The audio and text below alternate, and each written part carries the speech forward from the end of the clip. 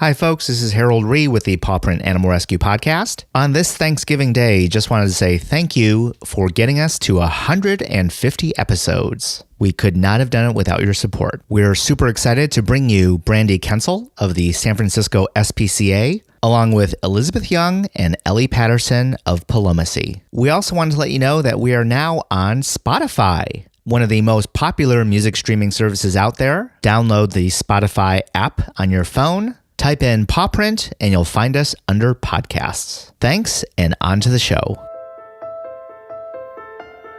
This is Paw Print, an animal rescue community, episode 150. I'm Nancy Ree. And I'm Harold Ree. Brandy Kuentzel is General Counsel and Director of Advocacy for the San Francisco SPCA. Today we share her talk at the Rescue Think Tank from a few weeks ago. She answers a variety of questions on how to form a nonprofit, talks a little bit about the new California law banning pet stores from selling puppy mill animals. But before that, we bring you Elizabeth Young and Ellie Paterson. We had a quick conversation during the Rescue Think Tank on our lunch break. They're with Palomacy, Pigeon and Dove Rescue. Go to pigeonrescue.org or go to our show notes. This is pawprint.com/150. Palomacy is pigeon diplomacy. We rescue domestic and unreleasable pigeons and doves. Bolt, though she's snow white and many mistake her for a dove, is actually a king pigeon.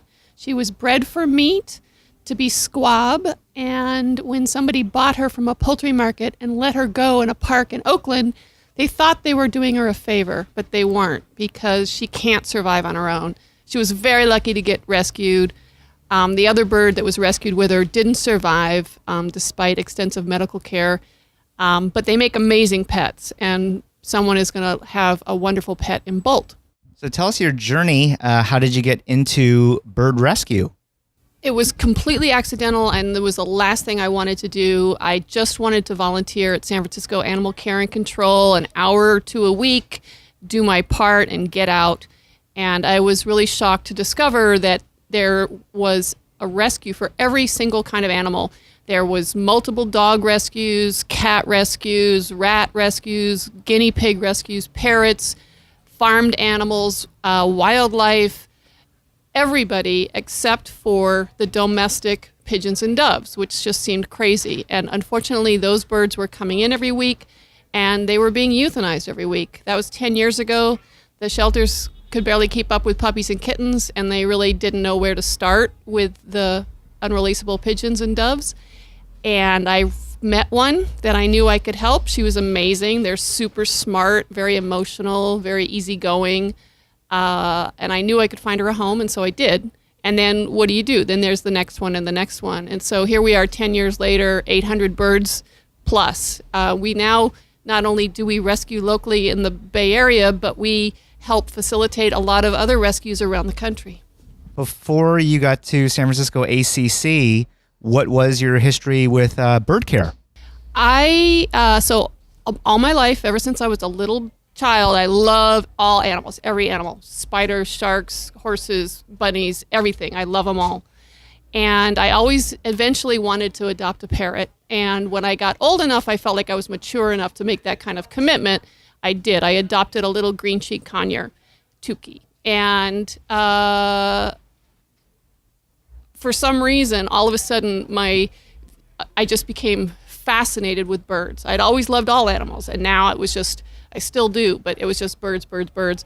And so when I coincidentally found that gap at the shelter, I was really inspired by all the other rescues and what they were doing. And so one thing led to another. And do you feel like you chose the mission, or the mission really kind of chose you? I felt like there was a need, and I saw it, and I started filling it. And once I started filling it, I didn't know how to stop. And now I'm really glad. I mean, I was terrified. I felt like I was falling off a cliff. But I'm really grateful for what I have achieved and learned and gained from. It's amazing. Meeting the people that we're all volunteer people take on really hard cases, birds that are suffering and hurting and may not make it. We drive all over. I mean, it costs $6 just to cross the bridge. It's crazy. It's not easy to do, but we have amazing people who do all kinds of hard work, like Ellie. Speaking of that, Ellie, tell us a little bit about your history with Palomacy. I started volunteering with Palomacy about 2 or 3 years ago. I was introduced to birds for the first time when I was rehabbing wildlife at a regional center, and they had a domestic ringneck dove come in, and they were going to release the dove, and I was able to take her home and adopt her, and so now she is my founding pet Pippin, and I then did a Google search to find her a friend, and I discovered Palomacy that way. So now I have 5 doves in my backyard aviary and 2 foster pigeons. And I do a bunch of other outreach work with Palomacy. And I also have cats right now, and I've had dogs and mice and gerbils as pets. So I love all animals. There's something a little different about pigeons as pets. They really speak to me in a different way than a cat or a dog. They're incredibly loyal. They're incredibly affectionate. They're ready to give you their love. They're clean and misunderstood. And they're quiet, and they're just lovely. Thanks. Wow. What a great advocate for pigeons and doves. Tell us, how should we find you either online or social media? That's a great question. Our website is pigeonrescue.org. And we are all over Facebook. We have a great group of people who have rescued and fallen in love with unreleasable birds. And we're on Instagram. We're at Pigeon Diplomacy. We're on Twitter. Palomacy, that's what it is. It's Pigeon Diplomacy. We had to actually invent a word for what we were doing because nobody was doing it. Lots and lots of people are breeding and using and losing these birds. They use them for sport, for meat, for celebrations, and unfortunately and very predictably, many of those birds are endangered and then find themselves in trouble. And what we do, we don't breed, we just pick up the pieces. So those lost birds that we find. Ellie, why don't you wrap us up? What else would you like to share about pigeon diplomacy? I just want to add that there are an incredible number of good Samaritans out there who rescue these birds. We don't necessarily have to go out and look for these good Samaritans. A lot of people just discover us because they're looking for resources for the bird that they've already rescued. And it's really heartwarming to know that those people are out there and that this already exists, and you wouldn't necessarily know it. But there's already a lot of pigeon and dove lovers out there. Thanks to Elizabeth and Ellie for sharing the story of pigeon and dove rescue. Now on to Brandy Kuentzel of the San Francisco SPCA. I highly recommend that you go to our show notes and pick up her handout so you can follow along. You can find it at thisispawprint.com/150. Please note that Brandy's presentation should not be considered legal advice. If you're looking for legal advice, please contact a qualified attorney where your rescue organization is located. Here's Brandy. You're going to get some grant money, let's say, has come in, and it's going to come in before you can get your 501c3 status. So on average, it takes a minimum of 4 months to get your tax exempt letter from the IRS once you file, and that's assuming no hiccups and you have everything in order. And so I like to tell people to think about 4 to 6 months. That sounds like a really long time, but it used to be way longer a few years ago. So it's actually not that bad. But if you apply for a grant or something, it's going to go, that money's going to come in before you're going to get that exempt letter, and they want something to have that 501c3 status, this can be a good option. So you are responsible for doing your thing, right? So it's kind of, think of it as like you are a startup rescue organization. This 501c3 sponsor takes in those donations on your behalf. They will then kick them out to you, but you are responsible for monitoring the funds, creating your budget, soliciting donor donations, communicating regularly with people about the project. You are running the show. What the sponsor is doing is basically helping you build these relationships with donors. They're helping you with the infrastructure. So there's always a cost associated with this. There's rarely anything free in this world, but typically the fee can be anywhere between 5% of what you take in up to 15%. That's the ballpark of what we're talking here. But it might sound like a lot. You're like, I don't want to give 10% to somebody where I can kind of do it myself.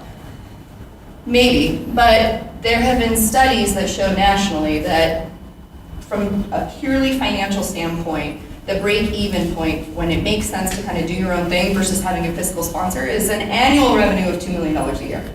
So that's because if you think about all the things you have to do, all the overhead, all the filings, all the, the tax filings, if you're kind of running a fairly sophisticated-ish operation with, let's say, $500,000 or more coming in a year, there can be a lot of benefits to leveraging existing talent and infrastructure out there, using people that already know what they're using. So I just threw this out. We can talk offline. If you're interested in pursuing this kind of a model, I mean, it's not a huge percentage of the audience. We don't want to spend too much time on it, but I just always tell people that there are creative relationships, there are creative ways to leverage existing infrastructure and talent out there. You don't always have to do it yourself. Now, the big caveat with this is, there can be donor confusion, right? If it's kind of like, who am I donating to? Are you working as part of this organization? The branding, the this, that, and the other, and you don't exactly you're kind of taking a leap of faith. So you don't have necessarily control day one when that dollar comes in. You have to have a written agreement in place so that the sponsoring organization kicks that out to you. So there are some nuances to it, but if you have a good relationship that you know of, that you think you can leverage, I would urge you to at least look into this option as a model and consider it before you go down 501c3 road. Okay. Oh, this is like mega delayed. Yeah, thanks, Francis. Okay, so if you've decided that you want to start a nonprofit, it is not that hard. So you can do it. I'm here to tell you that it is possible, it is doable, it is please do not let it be kind of daunting task of forming an organization and maintaining an organization. Like don't let it stand in your way. So I'm here also to tell you that most nonprofits, despite what I said about the fiscal sponsorship, there might not be a relationship available, you might not know of an organization, you might want to go your own road. A large percentage, not most, but certainly the large majority of nonprofits that are operating in the U.S. are what we consider roughly smaller, right? They're $500,000 or below. And a huge percentage, about a third of them, are operating with $100,000 a year budget or under. So, it's not, you wouldn't be, if you're starting a small operation, you wouldn't be not among friends, I guess. So there are a lot of resources out here, everywhere in this presentation, and I'm happy to send you the slides. I have my contact information at the end, so you can have hyperlinks. But I have done the work for you of combing through and sifting through all the crap that is on the internet, and I have created reliable, good sources of information that you can use as tools to guide you in doing your formation. So there is a ton of junk out there. I've picked the best for you. And these are really the 10 steps. So some of them are easy. Pick the name. Hopefully, if you're thinking of starting it, you've already done that. But determine the name. You do a web search. A search on the name database. If it's available, you're ready to rock. You draft and you file the articles of incorporation. And this is your charter. This is your basic operating document that actually forms the company. You appoint the board of directors and the officers. So the officers list doesn't have to be exhaustive, but you need to have a president or a CEO, you need to have a CFO or a treasurer, and you need to have a secretary. That's it. You don't have to go super fancy. Those people can be also board of directors. There are some, you can't have some people be, like you can't have the CEO also be the CFO, you can have some kind of checks and balances, but get a board. So technically in California, you can form a board with one person. You will not get exempt status with one person. So you need to have at least 3 people. And when you're starting, I highly, highly, highly recommend that you start small. If you are just getting your training, if you have your training wheels on and you're starting your organization and you're doing those initial formation things, the worst thing that you could do is have this board that's expansive and everybody has an opinion. Everybody, it's just too much to wrangle, especially when you're starting initially. It's probably, to be honest, it's going to be a little messy, right? It's not going to be, everything's not going to be really worked out. So I would encourage you to start with 3. That way you can have, you will be cleared by the IRS for the tax exemption, and you will have, when things come to a vote, you will have a majority 2 out of 3 vote, right? You don't want 4, because then you're going to have potentially 50-50 decisions, right? I always tell people, start with 3 and then go from there. You can always have people that you lean on. You can have advisors on your board. You can have an honorary board. So there are all kinds of things you can do, but I don't know how to hammer this home as much as I can, but start small. Draft the bylaws and the conflict of interest policy. The good news is there are a bajillion templates for these things, so you don't have to start from scratch. Call an organization that's bigger than you. Go on the internet. Don't start from scratch on your bylaws. There are things that bylaws need to have. There are legal, like certain considerations that must be in there. And if you're not doing anything too funky, which probably if you're just starting out, you probably aren't, it's really great to start with a template. And then change it as you go on. Change it to see what works for your organization. But don't go crazy on bylaws straight up out the gates. You want to operate within the confines of the law and then go from there. Take the initial board actions. So this is pretty easy. There are a lot of templates out there, but it's basically forming the incorporation. You will have minutes that document the formation. That you will have when the templates kind of take you through this process. There's a sole incorporator. Then you appoint the initial board of directors. So you have 3 people. You put the officer positions, and it's all memorialized in the minutes. So it's really simple, but that's kind of the initial board actions you have to kind of document initially. You have to obtain an EIN, employer identification number. It's super easy. Just plug it in the internet. It's not hard. File the initial registration form with the California Attorney General's Registry of Charitable Trusts. So California registers charitable behavior. They want to know when people are giving money, what's going on with them, that you're not using it for nefarious purposes. They monitor the charitable trust. It's not really a hard process, but it's something that you must do. You have to file your statement of information with the California Secretary of State. Again, not hard, just a step that you must do. And in these resources that I have, I kind of don't want eyes to glaze over for people that aren't here, trying to form a nonprofit, but they will take you to links of everything on the appropriate website. They will tell you exactly what to do. So it's much more expanded explanation. And I encourage you to sit down and read it, particularly this Cal Nonprofits resource. And then you're going to apply for federal exemption with the IRS. So by the time you file that, this is kind of, I don't want to say it's completely cumbersome, but it's not a short stack of paperwork. So I'm not going to lie to you. You're going to have to brew a pot of coffee and block your day off and put some good tunes on. It is something that needs to be done, but it is, again, you have to grind through it. And it's not hard. You will have all the information available to you, but it's long. So once you send this in and you apply for your exemption with the IRS, again, I said it takes approximately 4 months. If you have anything wrong, they'll reach out to you. You'll have to correct it if they have anything questionable. But I have formed a couple of nonprofits since I've been here, and we've never had any issues. So it's relatively smooth sailing. And then once you get that back, then you're going to do your tax exemption with the California Franchise Board. So, if you have a nonprofit, and you maybe have been operating sketchily for a couple of years, you're not sure where you're at. Are you compliant? Are you not compliant? I don't know, I will tell you that the San Francisco SPCA formed a sub a couple of years, maybe 4 years ago. We thought we were going to use it for something. We ended up not using for it. I hate it. It still exists. I still have to do the annual filings for it. It's every year I log on and I'm I forgot about that entity, and I log on here and it's always delinquent, because I haven't done the filings, because I forget about it, and it's not a high priority item for me. It's the shell entity that nobody's using. So I'm very familiar with this website.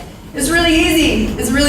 You punch in your name, and even better, if you have your EIN, that's just better, because sometimes the search terms are a little bit funky. I encourage you to just plug in your EIN right here, and it'll tell you if you're delinquent or suspended. If it's not, awesome. You are awesome. You have kept up with your filings. Congratulations, nothing to be done. But if you're delinquent or suspended, you might want to use this link and get involved. So you just go here, and I will tell you the AG's office is really, really friendly, helpful. They're not scary or mean, or they're all just, they want to be there to help you. They obviously want you to be current and be operating legally. So, compliance, I tell people in a nutshell, legal compliance means you're operating legally. So you want to be in a good standing. If you're not, you can lose your exempt status. You will rack up fines. It's something that nobody wants to do. It's like another headache. You already have enough headaches. You don't need a compliance headache. We'll show some tools a little bit later to kind of stay on track and what you need to be filing. But if you're not sure where you're at, just visit these websites and handle it. All right, federal filings. Federal filings aren't that bad. Just wait till we get to California.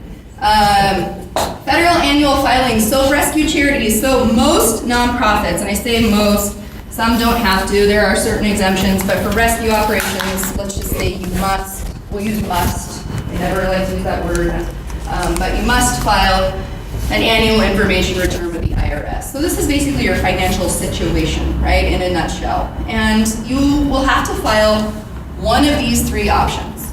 And they really are kind of all the same, they just get progressively more complex. It just depends on the thresholds of how much money you're bringing in, so your gross annual receipts. So if you're smaller organizations and your receipts are equal to or less than $50,000 a year, you're gonna get to do this e-postcard, which is so easy. It's online, they make you do it online. You can opt to do it not online, but nobody would ever do that. It's so easy, it's very short. You just get the filing handled. So if you're kind of in the beginning and you don't have a lot of money coming in, this will be a really easy tool for you to do. But if you start raising some more money, right, and you get to be over $50,000 but less than $200,000 gross annual receipts, and your total assets are less than $500,000, so you have to have both of these apply, then you're gonna have to do the easy, the 990 easy.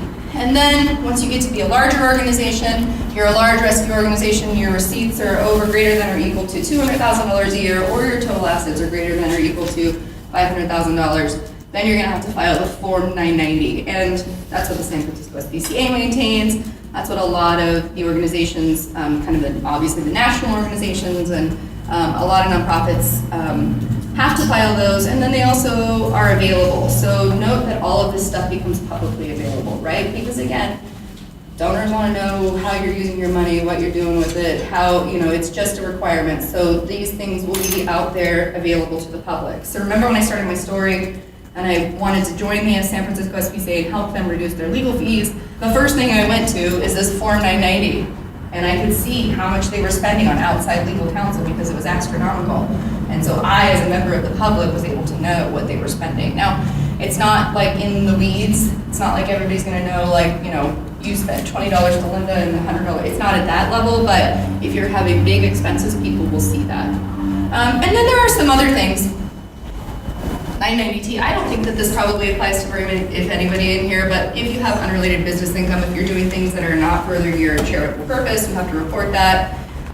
You have to perform an actual independent audit if you are bringing in more than $2 million a year.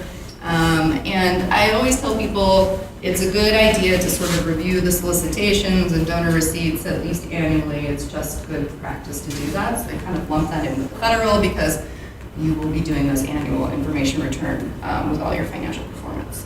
So it's a good time. So takeaway, federal filings, you gotta let them know how you're doing financially with one of these 990 options. California, all right, this is a little bit more complicated because it's California. All right, California annual filings. So everybody is gonna have to do this this annual registration renewal fee report, and you have to file it with the Attorney General. So this is called the RRF1 form, and again, there will be links to everything here. So just know the takeaway for today is that you have to do it, you have to calendar it, but don't worry about finding it because it's really easy to find. So you can basically just Google that RRF1 form. So this is the fee to file this is not very much. It's anywhere between $0 and $300 depending on your revenue of the organization. So most people probably in this room, the filing fee will be pretty low. But the deadline, when I didn't do it with the 990s, but the deadline for the 990s is the same as this one, so it's kind of nice. You can calendar all this stuff and do it all at once, but you have to file this 4 months and 15 days after your fiscal year end. So most organizations operate on a calendar year, so if you end at the end of December 31st, this would be May 15th. The San Francisco SPCA, we do our calendar on a June to July, so we end our fiscal year on June 30th. So all of this stuff for us is due by November 15th. So just remember that this is an absolute deadline. You're going to incur fees and penalties, and things are going to go bad if you don't do this by that deadline. So everybody has to file that. And then there's it's another annual information return, but this time it's with the California. So you file this one with the Franchise Tax Board again. If you are operating a small organization under $50,000, you get to do the 1099 and another e-postcard. They're very easy, so don't worry about it. But if you are taking in more than $50,000 a year, you're gonna have to file this. And then there's another statement of information that you have to do with the Secretary of State. These are all kind of similar stuff, so it's not like you're collecting different information, but everybody wants to know what you're doing. So again, this is, these two are both, everybody's gonna have to do the green and the red.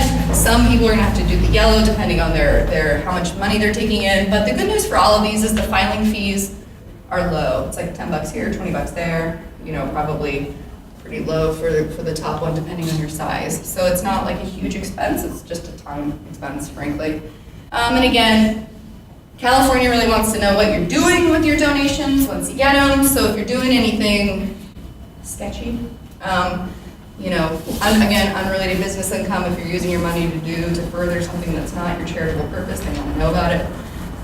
If you're doing political or lobbying activities, I will say lobbying, the definition of lobbying is really narrow. So part of my role here as GC is I'm technically lead our advocacy efforts, and we have a lobbyist on board in Sacramento and in San Francisco to influence legislation here. So we report the money that we pay to them. But we don't report my time because I don't even fall in the definition of lobbying. So the definition of actual lobbying is very narrow.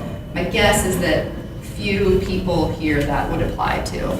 If you're doing a raffle or bingo, anything with kind of gambling tones to it, there's extra reporting for that. And there's some stuff for if you have exemption for property taxes, you also have to file that, so make sure you don't have to pay. Okay, so it's not too bad, but there's a little more to it than the federal level. Okay, so we talked about prioritizing organization. I'm here to say that it's not that bad. Again, I think that's like my theme. I feel like when you see this stuff, you're like, it's a lot of paperwork, but I put this up here as a template. And you don't have to use this, but it's obviously not sophisticated. This is just a Word document that I created for some entity that we were monitoring. And what I did is I took all the stuff from the previous slides and I created a chart, right? And it was like, when is this stuff due? So, year one, I'm gonna have to do the 990, the 199, the AG form, the statement of information. And then remember, some of these are every other year from the prior slides. So I just calendar them then, right? I create a log, and when I do it, I put my information, I put the link, I put the confirmation number, I put whatever comes back, and I put who did it, right? Brandy did this on this date, here is the confirmation in book, right? And I just kind of stay organized. And you can do whatever system works for you. I calendar everything in Outlook. If it's not in my Outlook calendar, it literally doesn't exist. So I take this. It's just a way to kind of have everybody, if I ever, God forbid, didn't show up the next day, or if I left the San Francisco SPCA, I want people to be able to pick up where I left off. So maintaining good records is a part of that. I put in all the filing logos, so there are all kinds of things when you Google it, when you need to do these filings, there are resources that will do it for you for a fee. I just put all my login information there, so if anybody else needs to carry the torch forward if they don't know how to log in. And then I do a corporate snapshot. And then this is something that I carried forward with working from startups. So when you're counseling startups, you're counseling a ton of companies and you're trying to keep them straight. So a really good method to keep all your own information straight on the company is to create a corporate snapshot. And what do you have in there? You have in there anything that you care about or anything that you would want somebody, if they were to take over your rescue organization the next day, to know about. So the company official name, the official contact information, the date that you were incorporated, your federal EIN number, your charitable trust file number, your registered agent for service and process. So you have to, as part of all these applications, you have to have somebody that your organization is on public file that the public can contact you. So usually where that ends up is if somebody wants to sue your organization, they will serve official process on the registered service agent. You can either hire somebody to do that if you don't want to do it yourself, or you can just put somebody that works at the rescue organization. Like, I'm the agent for service and process for almost everybody. I mean, all our organizations here. When were your bylaws adopted? When were they amended? What's your fiscal year end? Like, just think of all the things that somebody's starting new, and frankly, this is really good for if you're onboarding an employee, right? It's just good to have this all in one place. Put your corporate officers down and put when they were elected, right? You want to know when their terms start.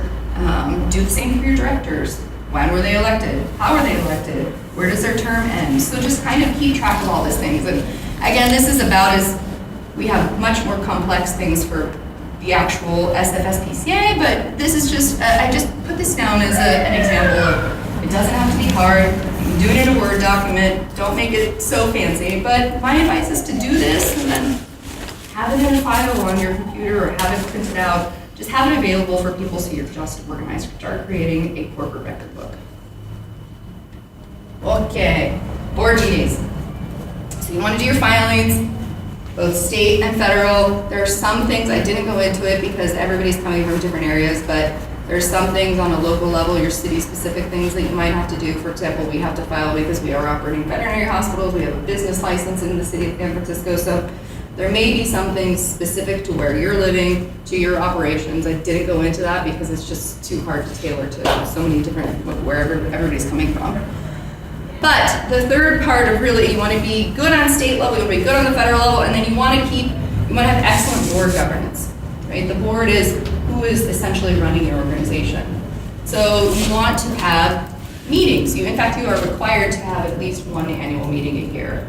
So my advice is to pick a date and earmark that date for your annual board meeting, because you're going to want to do certain housekeeping at that meeting every year. And you want to kind of keep a consistent calendar, because then your board members know what to expect, your staff knows what to expect, you know what to expect. So these are some things that the boards consider, right? So hold your meeting at least annually. I recommend quarterly or more. So the San Francisco SPCA holds quarterly board meetings, but we also have about a bajillion committees.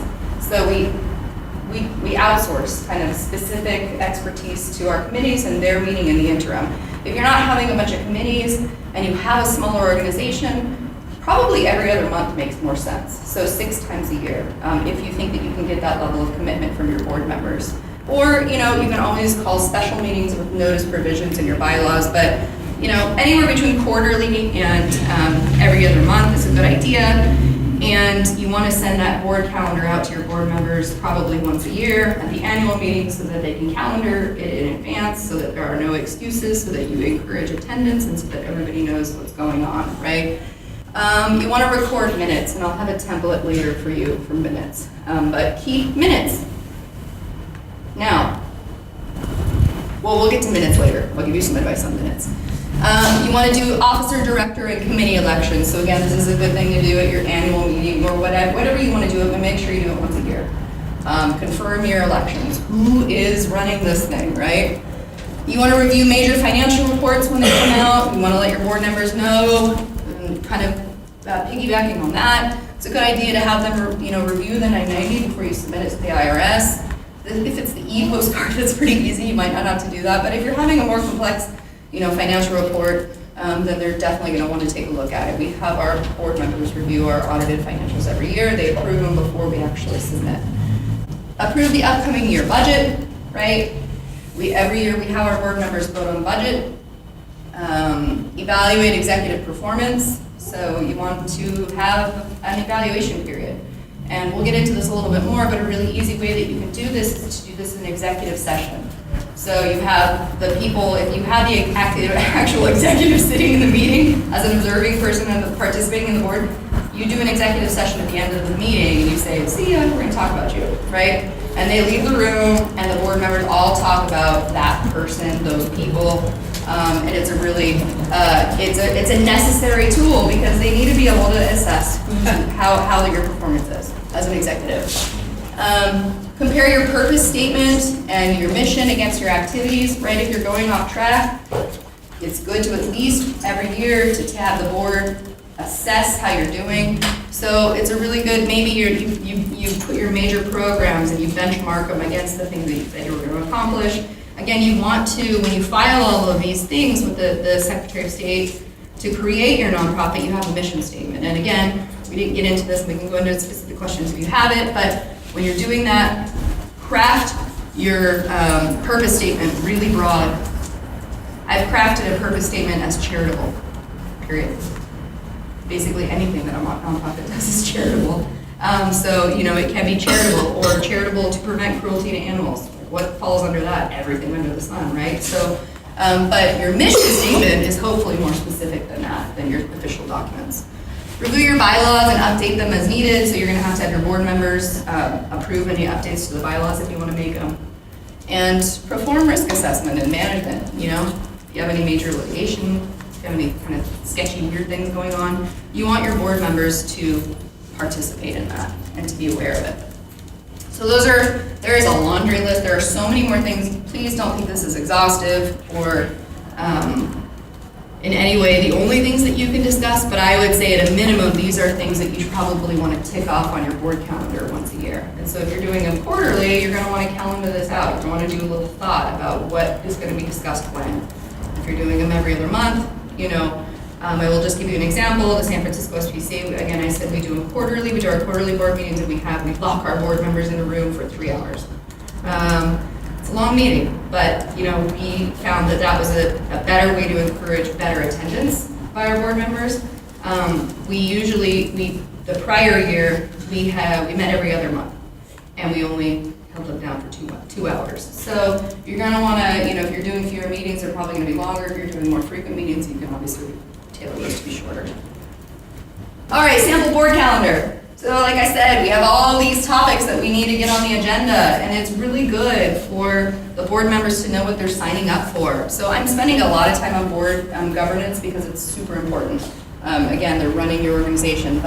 So this sample board calendar I put together, and it assumes that the directors are electing their successors. We'll get to that, and then but also that we're operating on a calendar year. So there's some dates here, some example dates that I put. But again, when I mentioned earlier, you don't have to run your organization's calendar on the calendar year. You can do it in any way you want, really. So if you were running on a calendar year, your financials, you might want to start out the year to review executive performance. And you might want to do a financial review of the year prior. So you're going to have the whole snapshot of the year. These are really great topics to start off for conversation for your board at the beginning of the year. You're going to want to review at the March level. And again, I did this as, we're going to do a meeting every other month. So we're meeting 6 times a year. But you could tailor this accordingly if you were only meeting quarterly. But you want to review your Form 990s. They would be due before the board would meet again.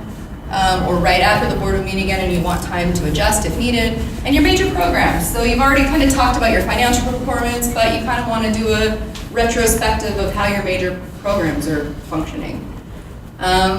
So you're going to want to pick an annual meeting, like I said. I put this one for May. It's nice in the middle of the year. You can start it off at the beginning of the year if that works better for you. But again, that's a good time once a year to affirm the director appointments. Whoops. And same with the board appointments. Sorry, Francisco. Awesome, thank you. And then legal compliance. If there are any legal issues, if not, you can calendar it. If nothing comes up, then don't worry about it. Mission. Sometimes people like to take a new look at the mission and make sure that it's still fresh and makes sense. Board and committee composition. So, if you were electing any new directors and officers, you would have kind of handled that at the prior meeting. You have some time to settle in.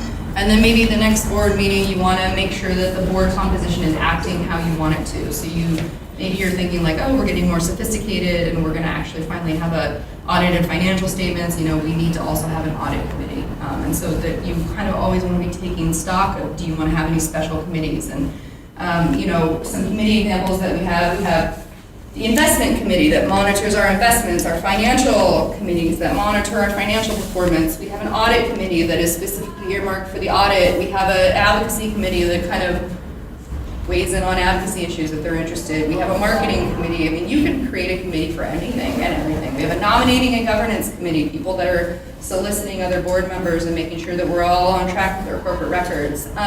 Some of those committees are more important than others. I don't pay attention to the marketing committee. I don't care what they do. Has no legal significance, so I just don't care.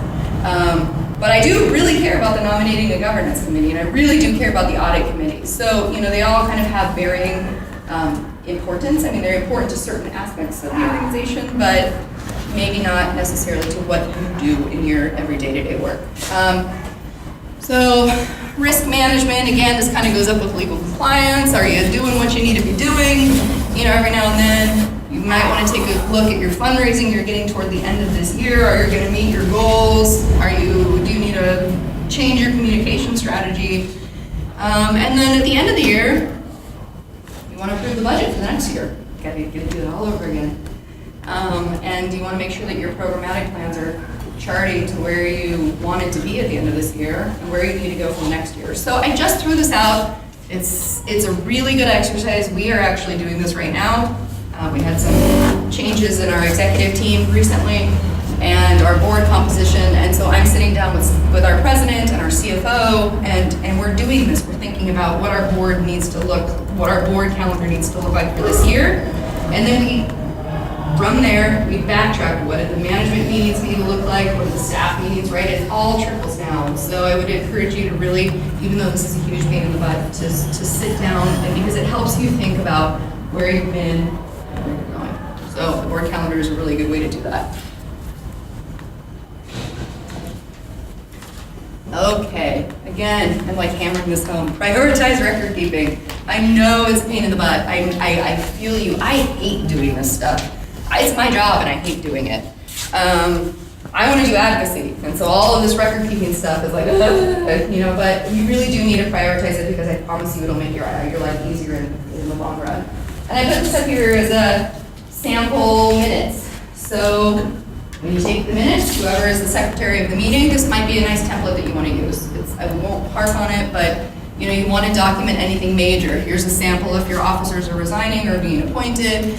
Here's a sample. You want to approve your minutes from the last time. Make sure that the board all agrees that your recollection of what happened was what actually happened. You want to kind of do a CEO evaluation, financial report. So anything major that you're talking about, put it in your minutes and document that you've actually discussed, and for things that the board has officially approved, make sure you put it in the minutes. But don't make the minutes too long. There's no reason that they need to be too long. They really just need to document very essential actions. When I came on board, it was like a transcript. Like whoever was taking the minutes here was like, and then Susan sneezed, and then we discussed the pink versus purple dog bins, and I was like, what in the hell is this, and who cares? This has no legal significance, and also, my gosh, I'm already asleep. So the minutes are a good tool for, again, onboarding new people, to make sure that you're either certain things you have to document, like when you're approving your budget, when new appointments to the board or the officer positions are being changed. Those are legally required. You have to approve those by the board, right? But don't put in everything in the kitchen sink, because honestly, the minutes are just, they can also kind of get you in trouble. I don't want to say get you in trouble, but you just don't want them to be verbose. So when you're doing it, bare minimum, what do you think are like, what do people have to know? And just don't get in the weeds. Also, who wants to write all that down? Nobody. So once you have taken the minutes and they have been approved, so they're draft until they're approved by the board at the following meeting. So you would draft these, you would present them in the packet to the board the next meeting. Then everybody would say, I have a motion to approve these minutes, and the board would say, yes, approved, unanimous approval. You'd put them in your minute book. Done. Please don't keep copious amounts of papers. Minutes they are not like your articles of incorporation. You do not need like hard copies of them. Put them in an electronic form and be done with it.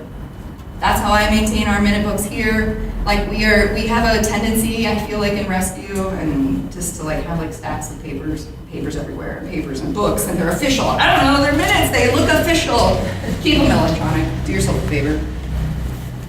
Okay, and then final, and then we'll get to Q&A, I think. I can't remember if there's anything after this, but reducing liability exposure. Okay. The 3 C's for reducing risk. Somebody said this to me, I laughed. Conduct, right? This is your policies and protocols. This is your contracts, and this is your COIA. This is your insurance, right? You cover your ass. When things go bad, it's insurance. And for rescue organizations, I can say you should be using, many of you probably are. If you aren't, then you should. Please call me. I will give you samples. Do written agreements for your adoption contracts, your volunteer contracts, and your fostering agreements.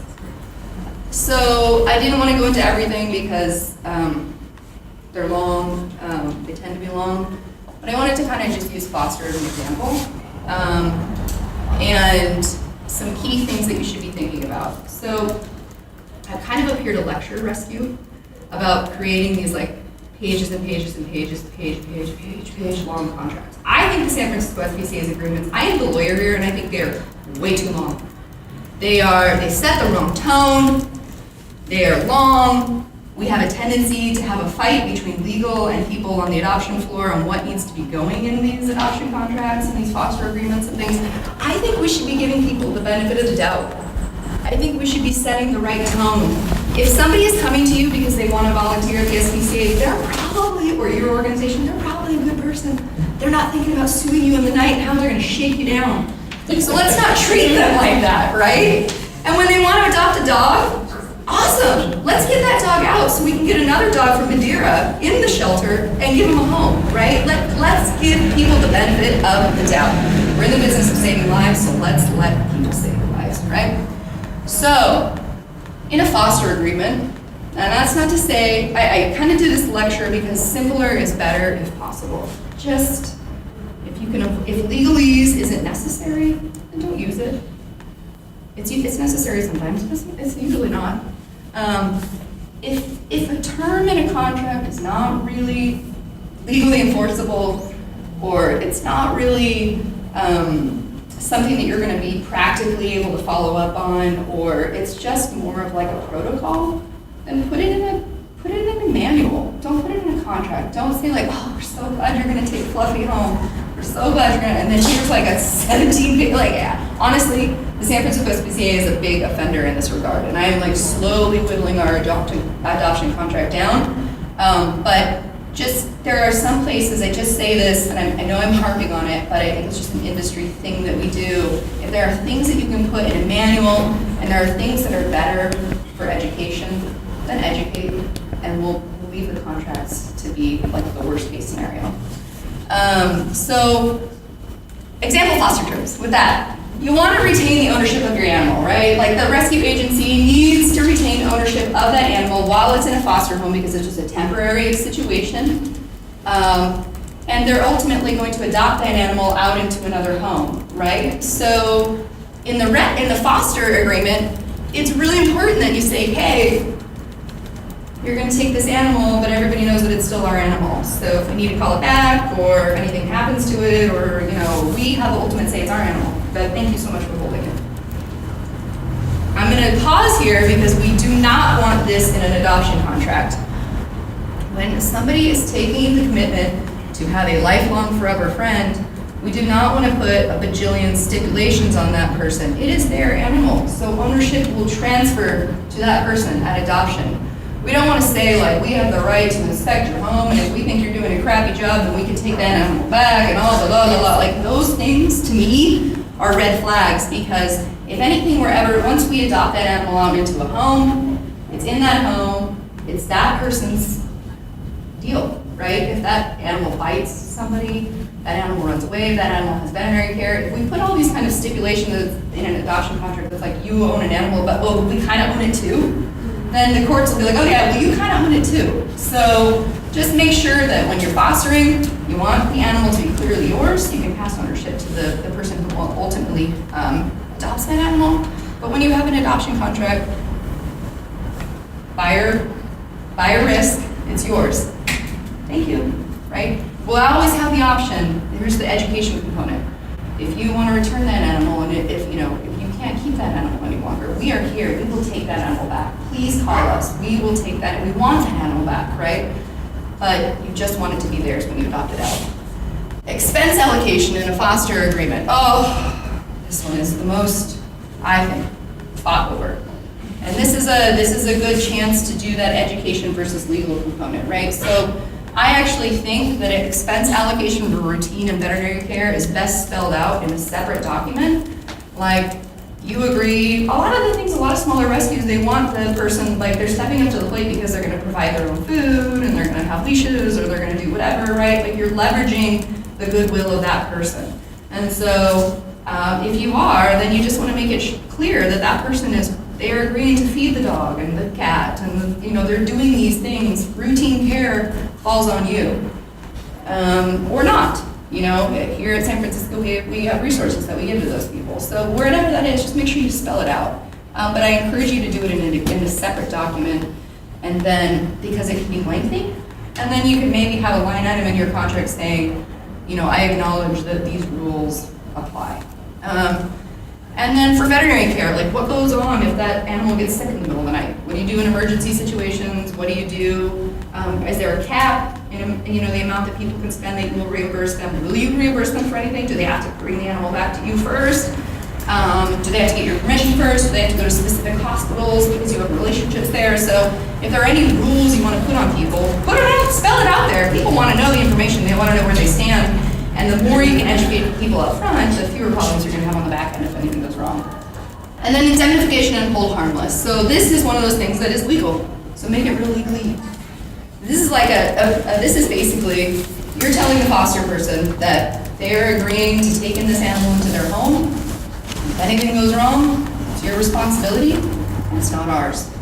So, because you can't plan for everything, right? And so if you want to make sure that everybody understands that there are risks inherent to fostering an animal, and that your organization isn't going to be responsible should anything go wrong, then put this language in there. Now, I am here to say that, let's say an animal bites somebody, and a member of the public, and the public sues that foster person. It's not out of this world to think that that person would then sue you, but it's at least put it in there. So that's so messy, and so just make sure you have a hold harmless provision in there.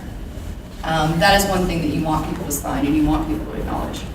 And I put this other here. These are common provisions in foster documents, but I don't know if they need to be in there. You use your best judgment. Again, simpler is better in my mind, but for a truly legal contract, I kind of think some of these things are like, here's the rules of the game, and we kind of hope that you do these, but we really can't. Like, how are you going to know if that dog's getting a walk every day?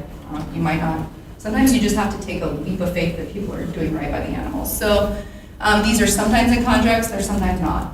And you have to use your best judgment, based on your experiences and the things that have happened in your organization, what you want to include. But nutrition and exercise needs, whether you have the right to inspect a foster home, if you want that.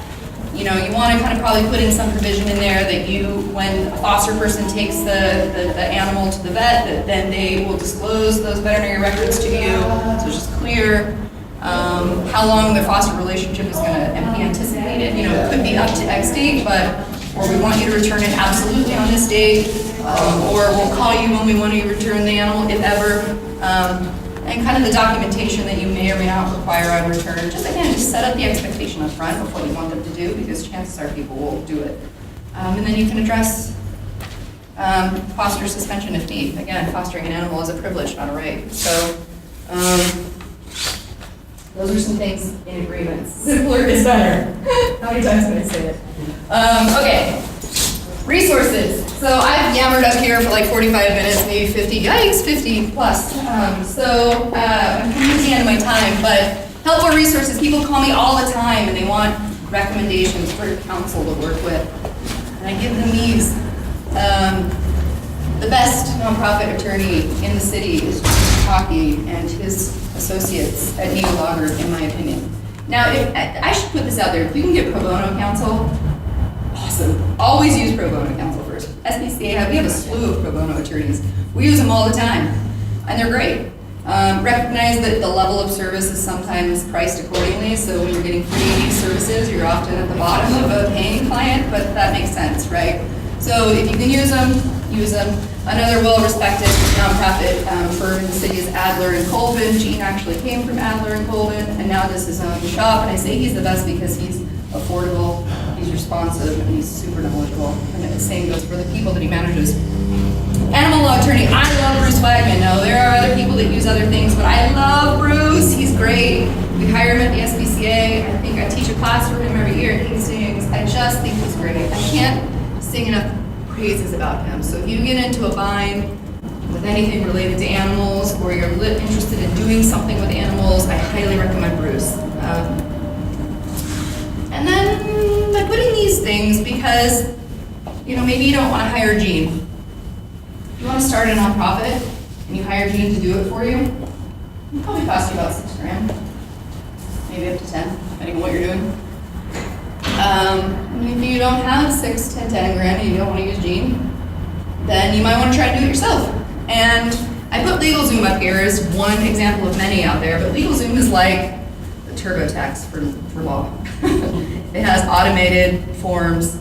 It has a lot of sample agreements that you can purchase, either kind of on a membership type basis or per project basis, or a one-off, like I need a contractor agreement, you can pay a fee and download it from LegalZoom and tailor it to your needs.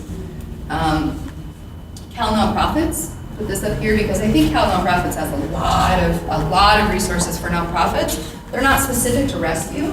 I actually kind of think that's better. They have a survey of nonprofits operating all across the state, so they're a really good resource to use. They have a ton of stuff. You can become a member. You don't have to be a member. There's a lot of resources that they offer to non-members, but I encourage you to kind of get in the loop with Cal Nonprofits. And then there's the National Council of Nonprofits. And they have a broad survey of nonprofit stuff that might be available to you, might be useful. Don't go recreating the wheel. I think I've mentioned Cal Nonprofits a lot and like the startup stuff here. Here we go. Step-by-step guide to starting a nonprofit. Nonprofit board basics, how to dissolve your nonprofit if things aren't going well. Don't start from scratch, just find it from an expert. And if you have something, when I mentioned Gene's price tag for starting a nonprofit, it sounds expensive, but I don't know, there's a price on your time. So, if your time would be better served by doing what you do best, then rely on experts and pay experts to do it. I do. I don't do everything here. I can't. So I use experts when I think that the time value of money it's worth it. And then here, I think the last slide is super helpful. It's just to say thank you, I think, and it's my email address. So I get it a lot, right? I know that the San Francisco SPCA is this is a crazy space, right? We're so fortunate to have a campus like this, and I know that probably some people are thinking well, yeah, it's nice to have a lawyer, and well, sure, you can just spend that on legal fees and all those things, but I also, as part of my job, I manage a project that we do out in Stockton.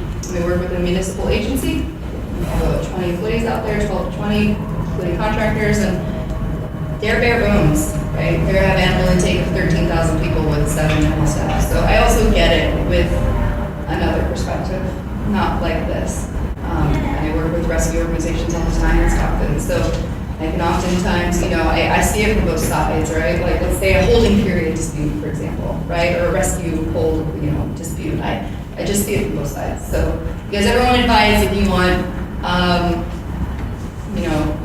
where you should go. Again, Gene and Bruce are really great, but that's my contact info. And 3 minutes, if anybody have a burning question. Yeah. Can you talk a little bit more about insurance?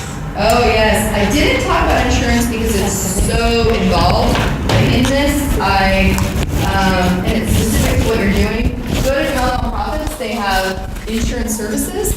And also there's a whole step-by-step guide in one of these links that I put. I'm thinking about the liability insurance rather than the here. insurance. Best Friends has done a lot of stuff on insurance specific to animal rescue, and I didn't really want to recreate that because it exists. But yeah, you want a general liability, you have a CYA, component of it. You want a certain carrier that isn't going to exempt out animals. You want to pick your coverage levels. Depending on what you're doing, you might need a auto coverage. You might need, if you're contracting with a government agency, they have specific requirements of what levels of coverage they want, and you need to name them as an additional insured. So there's so many things that are like specific that I would encourage you to start with this best friends step-by-step, and then also go to the nonprofit's website. They have just kind of like boom, boom, boom, boom. Here's what you should talk to when you talk to a potential carrier. We have time for more questions, so keep them coming if you If have. you don't, it's all good. All right. I've got one more. Yeah. Do you think Jean or Bruce would do a review? Like if you get your packet together, do you think that they would do a review on an hourly basis? Yeah, I think Gene would be the better one for that. Okay. Bruce is more if you are going to litigation, or you're thinking about a complex law that you want to draft, or, kind of a dog bite case, or, and I will say, I know we talked about kind of, the liability coverage and the, what goes wrong, and you do want to contract around all of these, and I think where I'm on like the simpler is better grind is because in the 5 years that I've been here, we've had one really bad bite case. And we are working with thousands of volunteers, thousands of animals, and it's just, there's this tendency to want to protect yourself in every way, shape, or form with like legal forms and legalese and this, that, and the other, and it very rarely comes to a head. And what I have found here is that the much more effective tool is training and transparency and expectation setting, and it's not necessarily a contract that somebody's gonna like dig up, wherever. And in that one really bad bite case, we kicked it out to insurance, right? So it was big enough, it always is. California's a strict liability case, so if you own an animal and that animal bites somebody, it is your fault, doesn't matter why, right? There are some mitigating circumstances, like trespassing and anyway, but the general rule is it's your fault. You don't get a warning. So I just throw that out there with the volume that we're doing one case. So yeah. Can you give us a short little synopsis of how you think the new state law that was just passed is going to impact rescue groups? Yes. Okay. You mean the pet store sale ban? Awesome. Yes. Thank you for that. So you guys may or may not have heard that California became the first state in the country to officially make all animals that are sold from pet stores have to be sourced from rescue organizations. So it applies to dogs, cats, and bunnies. There was a lot of information out there from the Kennel Association and people, smaller breeders that were like, holy crap, this is gonna prevent people from getting, the pet of their dreams, and it doesn't. So it really just applies to pet stores that source animals from these kind of puppy mill, kitten mill, bunny mill operations. And it still allows individual breeders to breed whatever animal they want and offer them to the public. So I don't think that it's going to have a huge impact on rescue organizations because by volume, a lot of the pet stores in the city were already doing what we're now legally requiring them to do, right? Like, you go across the street and they have kittens for adoption, not sale from mills. So on a volume basis, it won't have an impact for you guys. But what it will do is it's more of a precedent-setting legislation, and it will help other states do the same. So when California does it, we're the most humane state, if not among the top most humane states in the nation. When we do something, other states pay attention. So I think it's going to have this kind of domino effect with other states. So for your day-to-day operations, I think the cool thing is if you see a pet store out there that is sourcing mill animals after July 1st of next year, it is illegal, report them. But I think on a volume basis, it's not going to have a huge. It's more of a precedent setting. Yeah. So piggybacking on that question, so I'm here with House Rabbit Society, and for us, it's actually going to be totally game changing because so many pet stores are still selling rabbits. Good. Unfixed baby rabbits. Good. My reading of the bill was that it would also apply to feed stores that are selling rabbits, but I'm not, somebody else talked to the sponsor of the bill, and they think that it's not going to apply to feed stores, but to me, my interpretation is that it would. I don't know. Why don't you shoot me an email? Okay, Let's take this yeah. offline. Okay. Yeah. Because it may have been poorly crafted, Yeah. right? We had a bunch of people that specialize in dog and cat adoptions. Best Friends, us, San Diego, Bay, HSMS. So, our coalition made, when you said it's a game changer for you, I didn't even really appreciate that perspective. Yeah, it's huge. So good, I'm glad it went. You're welcome. Supported the entire race. Yeah, good. Phone calls and emails. Yeah. It's interesting, because I'm going to look at our feed store that's down the street from us, because they sell bunnies all the time, so that never even crossed my mind, because I don't think about bunnies. I think that feed stores, yes, so, but let's take a look at the definition together, because it would be, if it's not, then we'll fix it. Awesome. There wasn't a lot of, it's always the dog, like it's always fighting like breeders of dogs, right, and disinformation and kind of all that kind of stuff, so there really wasn't a voice representing rabbits, I have to be honest, in the whole process, so. Which is awesome, because it sounds like it was a game changer, and everybody was like, oh, whatever, rabbits, sure. Happy to see them included. Huh? We were happy to see them included. Oh yeah, we were happy to include them. We couldn't go any further because it gets messy with animals that are also used as food. That makes you stop and think about birds, they have in the pet stores, and the birds, and the lizards, and snakes, and all that stuff, I mean, it's just. Yeah, and then that's what happened in San Francisco. So when we knew that the state legislation was going to go. That was kind of what we were all talking about in January. And so we worked with San Francisco SPCA, worked with Katie Tang, and we pulled in the Humane Society on a national perspective to do the same precedent-setting ban in San Francisco. And so rabbits were already good, but we added dogs and cats. And at the time, there weren't any, we didn't have any pet stores selling dogs and cats that I knew of. I had a volunteer call, like use Yelp and call like every pet store, and everybody was like, no. There used to be something in Chinatown, but that went out of business, blah, blah, blah, blah, blah. So we did it as a precedent-setting thing. And also to just set a message that, okay, well, if a pet store wants to set up shop in San Francisco, they're not welcome. So preventative and precedent. So I'm glad to hear that it was really helpful. It's super kick-ass, and again, it'll like kind of kick out. The details of it will shake out in the new year because that's when it will take effect. We just want to say thank you to Brandy Kuentzel for sharing her story. We also want to say thanks to Elizabeth Young and Ellie Paterson of Palomacy, as well as the San Francisco SPCA and Marin Humane for holding the rescue think tank. If you want to learn more, go to our show notes at thisispawprint.com/150. If you want to listen to more episodes of Paw Print, you can find us on your favorite podcast app, such as Apple Podcasts, SoundCloud, and now Spotify. Make sure to hit subscribe to get the latest episodes immediately. All the music you hear on Paw Print is composed, produced, and performed by the great Luke Gartner Brereton.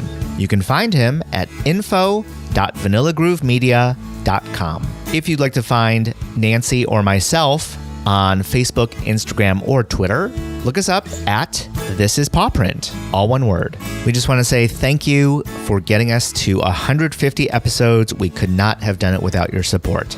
And remember, you spread a positive message of love and peace by saving an animal. Have a great day, everyone, and see you next time on Paw Print. Paw Print is a production of EVER Education. You get